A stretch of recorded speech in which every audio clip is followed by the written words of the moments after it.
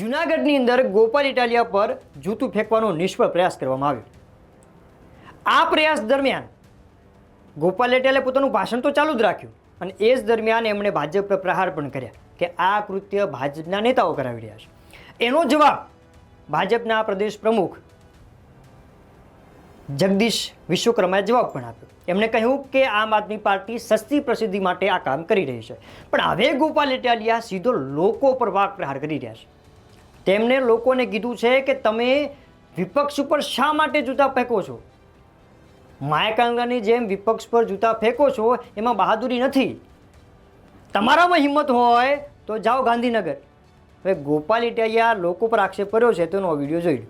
TV વાળાએ પૂછ્યું કે તમે જ શરૂ કરેલું। મેં કીધું અમે શરૂ કરીને તેથી સત્તામાં બેઠેલા ખાનખાનાને મારેલું, વિપક્ષને નહીં। એ તો કાયર માણા હોય વિપક્ષની સભામાં આવીને, ભાઈ તમે મોટી તોપ પણ મરદના બેટા હોય, જાઓ વિધાનસભામાં ઉપાડો।